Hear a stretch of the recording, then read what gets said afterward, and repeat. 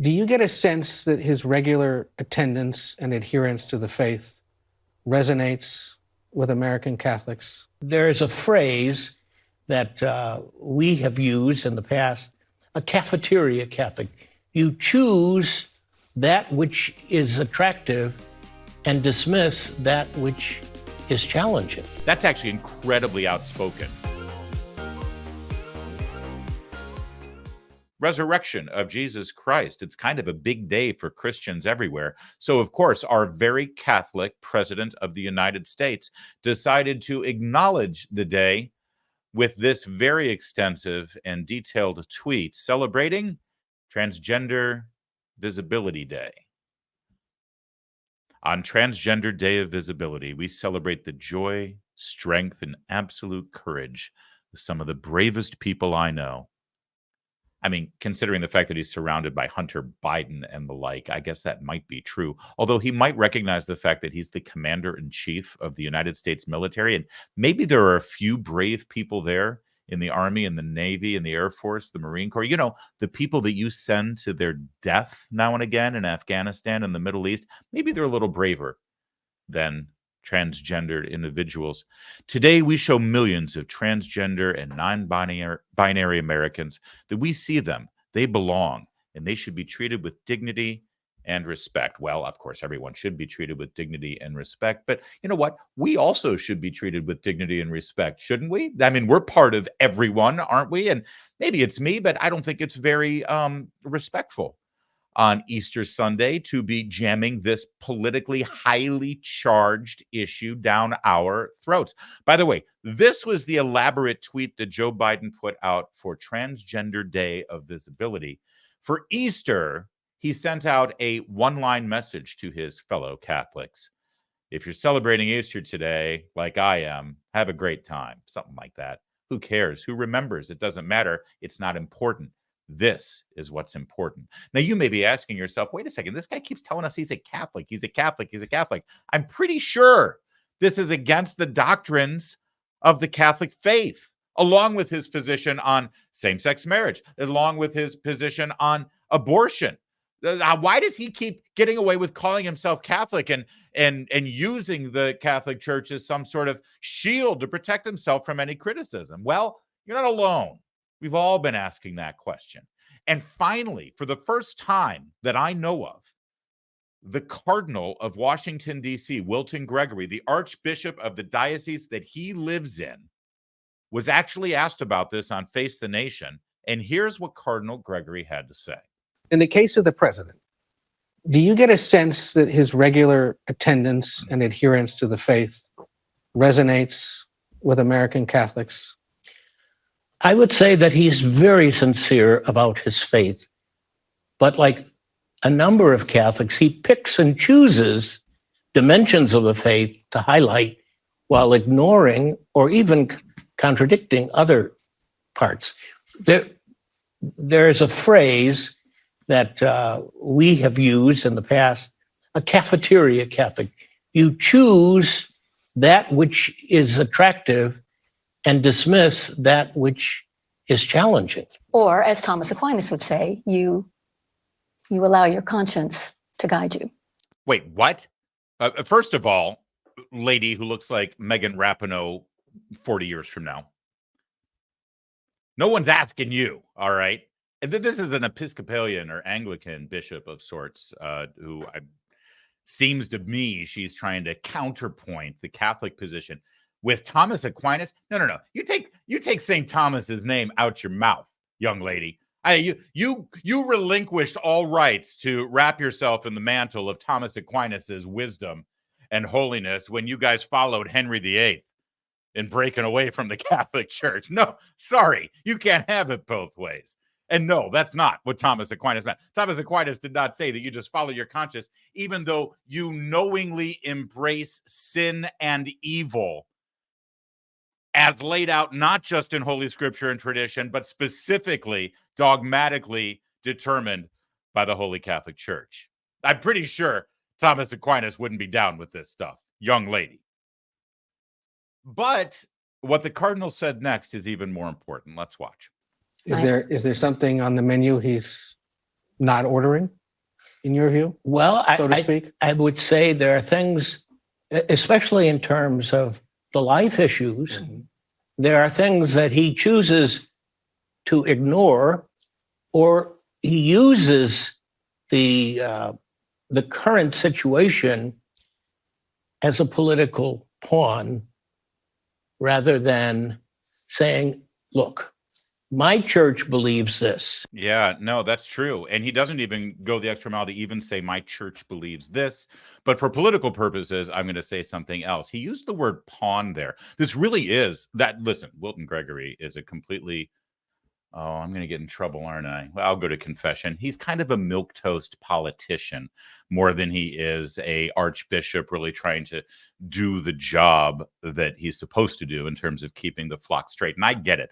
Politically, he's afraid that if he comes down too hard on Joe Biden, then he's going to be accused of politicizing the church, politicizing Catholicism, and then Democrats who are Catholics are going to go another direction, and they're going to leave. The problem is, if they're not following the church's doctrines, then how Catholic are they in the first place, right? But that's fine. Listen, he's got a tougher job than I do. I just get to criticize him about it. But, by saying that he's a Cafeteria Catholic that just uses issues as pawns on a game, that's actually incredibly outspoken for Cardinal Wilton Gregory. We'll see if that resonates with our very devout Catholic president. But meanwhile, back to Transgender Visibility Day, it wasn't just Joe Biden. It was also his Secretary of Health and Human Services who tweeted out his own picture. I believe everybody in the cabinet tweeted out their own Transgender Visibility Day. Good luck finding their Easter greetings. Today, I'm thinking about our country's great transgender, non-binary, and two-spirit leaders. Oh, I love the two-spirit thing. That's a Native American thing. Elizabeth Warren, I believe, identifies as two-spirit, doesn't she? I think she does. Who epitomize resilience, progress, and joy. Transgender Day of Visibility is an opportunity to celebrate their accomplishments and double down on our commitment to their well-being. Say what you will about the transgender community, but they just don't have enough visibility these days, do they? I mean, honestly, they never get any attention. You never see them anywhere.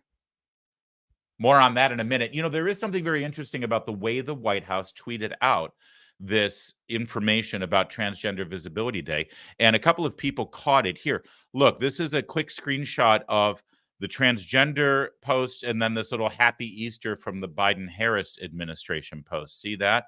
But see, over on the Spanish language version of the White House tweet, they have the Happy Easter, and then instead of Transgender Visibility Day, they have something commemorating the birth of Cesar Chavez. Here, we've slowed it down so you can take a screenshot of it. There's Happy Easter from the Biden White House. There's Happy Easter in Spanish on the Spanish feed. See, La Casa Blanca. That's the house white. It's Spanish. They reverse things sometimes. And then here's the Transgender Visibility Day over there on the English language White House feed, the ones meant to, tick you off and get you angry because it's so offensive. But for the Latino voters in the crowd who speak Spanish, no mention of Transgender Visibility Day. Instead, it's Cesar Chavez. Gee, I wonder why. Why on earth would they not celebrate Transgender Visibility Day in Spanish? For the people on social media who speak Spanish. Could it be that Latino voters are, someone that they want, need, and care about? And have traditional family values who will be repulsed by the idea? Now, you may have traditional family values and you're repulsed by the idea too, especially on Easter Sunday. But see, they don't care about you. In fact, quite to the contrary, they want to tick you off. They want you to be angry. But here's what's weird to me. As I just mentioned, it's not like Transgender Visibility Day is really necessary right now. Did you know that today is the 1-year anniversary of Bud Light awarding an endorsement package to Dylan Mulvaney? I remember that because it came through on April 1st, and I thought to myself, this can't be real. This has got to be an April Fool's joke, and it wasn't. I mean, the joke was on Bud Light because they ruined their brand in one fell swoop. But think about it for a minute. 1 year ago today, Dylan Mulvaney, an obsequious little offensive jerk who does a blackface minstrel show parodying the worst possible stereotypes of girls, not women, mind you. He's 30 years old.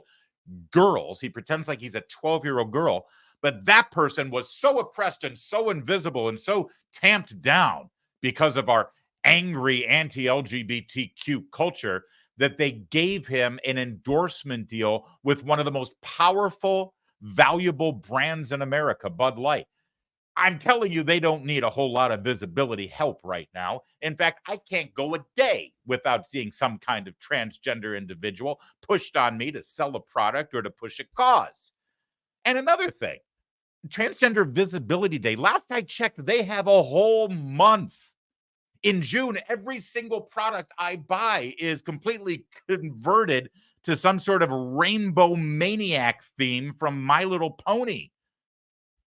And this person, so-called Rachel Levine, who works for the Biden White House, last summer decided at the end of Transgender and Gay Pride Month that 30 days wasn't enough. Hello, my name is Admiral Rachel Levine, Merle. and I have the honor of being the Assistant Secretary for Health at the United States Department of Health and Human Services. Happy Pride.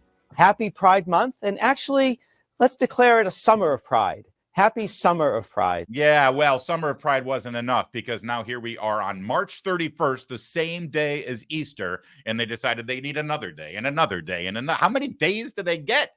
When this dude isn't cosplaying as a woman, he's cosplaying as an admiral, which is offensive to people who are actually in the Navy and wear that uniform for legit purposes.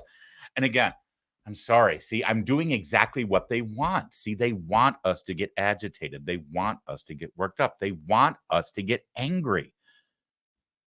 But we really shouldn't. We should just laugh at them. We should mock them. We should make fun of them for how ridiculous this is, because here's the beauty of it. They're actually in panic mode right now. They keep doing these things and it's hurting them. It's hurting them big time. And don't take my word for it. Look at James Carville. James Carville knows a thing or two about presidential politics. He knows a thing or two about the electorate. He knows a thing or two about how you get votes and how you push people away. And here's what he had to say about this emphasis on this whole transgender craze. You know, I've been very vocal about this. It's horrifying. Our numbers among younger voters, I would vote particularly younger blacks, younger Latinos, or whatever, but whatever younger, I don't like younger people of color, particularly males. We're not shedding them; they're leaving in the droves. You know, I've been very vocal about this. And he went on to say, did he say this here in this one? Or Kevin, I thought we had one other. Oh, no. He didn't say it. A commentator said, I thought Carville said it, which would have been great. A commentator, Eric Abinante, let's just make sure he's a comedian. Okay. He says, here's an idea. Stop telling young males to cut their dicks off, Democrats. And he's not wrong. But that explains why they chose not to put the Transgender Visibility Day on their Spanish feed, right?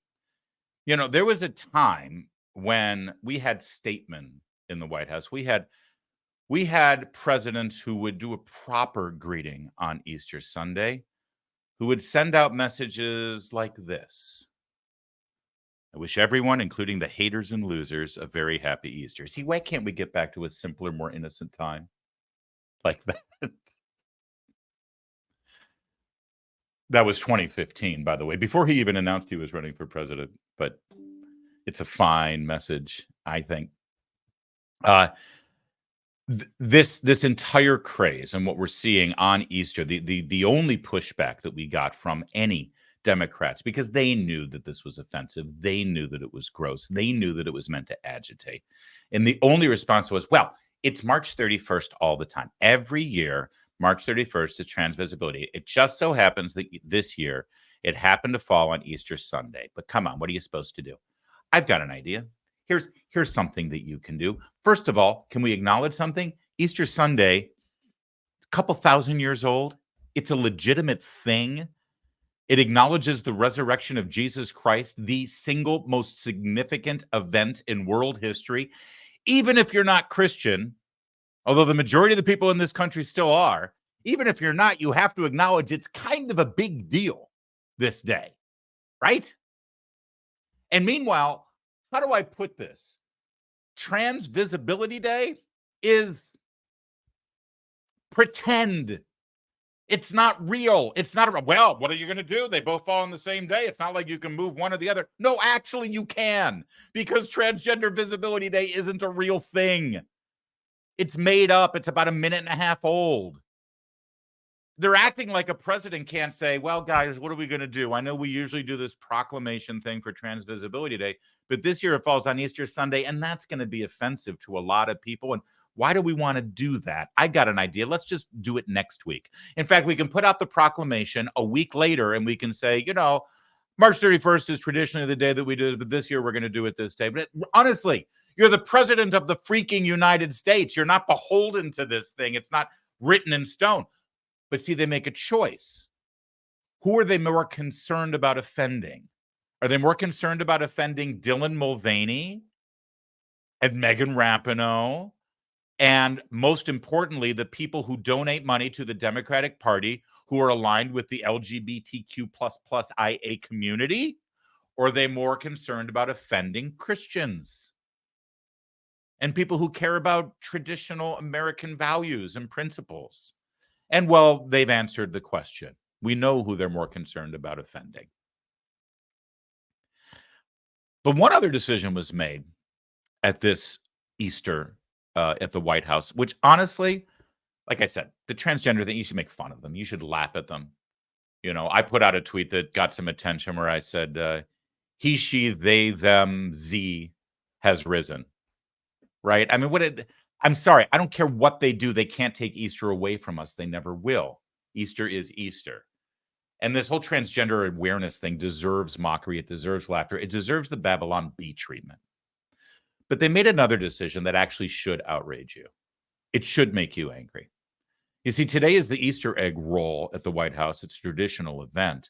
And they also have a bunch of different Easter-themed events. Easter has always been a big deal at the White House for hundreds of years. And they have an Easter egg decorating competition. This should bug you more than anything else. Headline from Fox News: religious-themed designs banned from White House Easter egg art contest. Children's egg designs are part of the annual White House Easter egg roll traditions. So when children are decorating their Easter eggs for Easter, if they put a cross on it, it will be disallowed. If they make a little artwork fashioned up like a rosary, you know, like the rosary that Joe Biden, the devout Catholic, wears around his wrist for his son Beau, who died, you know, in Iraq, if you ask him, it will be disallowed. If you do a little picture of Jesus rising, or the apostles, or Mary, or any other religious symbols, that decoration will be disallowed. It's not enough just to do trans visibility and leave it at that. No.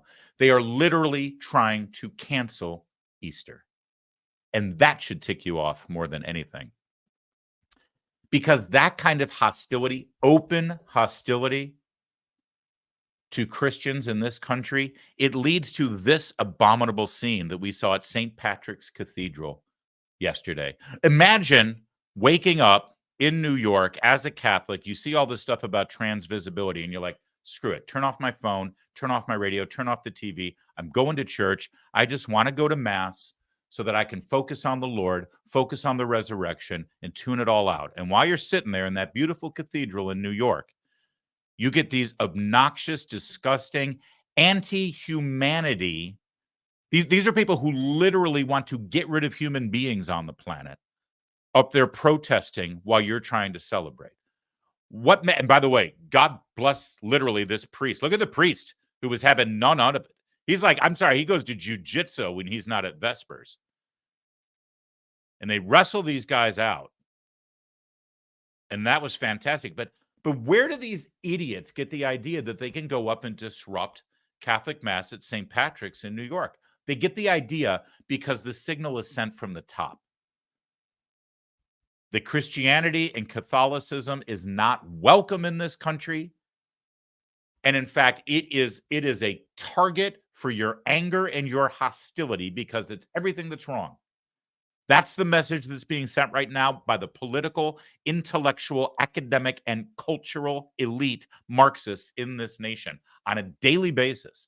And there used to be a time when the White House, when the president would actually transcend this stuff and send a message that is quite contrary to what this is actually being spawned by. In fact, a quick look down at Mar-a-Lago yesterday shows us how the Trumps were celebrating Easter. This is image of Barron Trump, I believe playing center at 7'4" for the Mar-a-Lago basketball team. And that is Melania Trump, who, I mean, always looks beautiful, but seriously, she looks pretty stunning. And it's just a really classy sort of look in contrast with, with contrast to this guy this morning who was talking to Al Roker about the Easter egg roll. What is so special about this egg roll? Well, what's so special is this is the people's house. And we expect over 40,000 people to be here. It's the largest ever. And we just like to open it up the place and let people see this is their place. Could we see that video in English, Kevin? I'm sorry, we don't need the dubbed Romanian language version of what the president said. What could we? I'm sorry, guys. I'm so sorry that we didn't set up the English version of the video. Kevin, what's going on there? I think we should just be glad that there wasn't a sign language interpreter for that, because that would have been rough. The sign language interpreter would have been.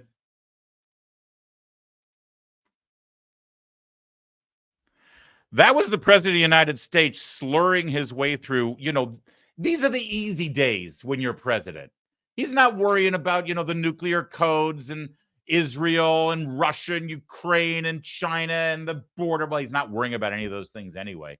But this is the day where you stand there on television, look good with your Easter egg tie, and say, we're opening up the house because it's the people's house. What is so special about this egg roll? Well, what's so special is this is the people's house. And we expect over 40,000 people to be here. I've said it before, and it's my father's line, but I'll say it again. He sounds like a shit salesman with his mouth full of samples. Pardon my French. He also announced to the gathering on the South Lawn that he's going to come down and join the festivities. Here's how he barely got that out. And I'm coming down to do that Easter egg roll in just a minute. Thank you all so very, very much. Thanks, everybody. And by the way, say hello to oyster bunnies. Come on up, bunnies. Get up here so they can see you. Come on, get in there. Pretty big bunny, huh? All right. Thank you all so very, very much. It's all yours. President Zone.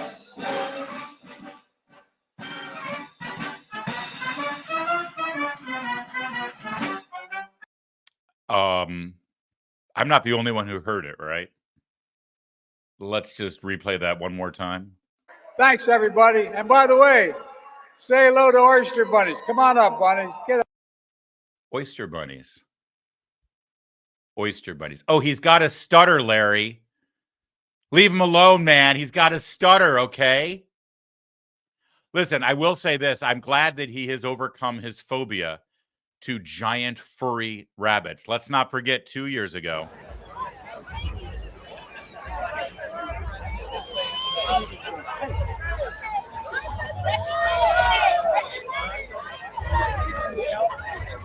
That's right. Joe Biden wandering aimlessly on the South Lawn, about to speak with reporters until the Easter Bunny finally diverted his attention.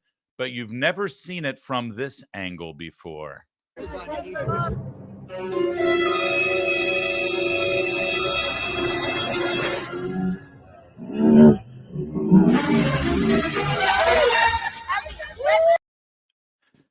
got to watch out for the Oyster Bunny. 8 months, guys. 8 months. We just got to keep your eye on the prize. Keep your head down. We're almost there. You and me, we're going to stick together on this. We're going to get there. We're going to get there.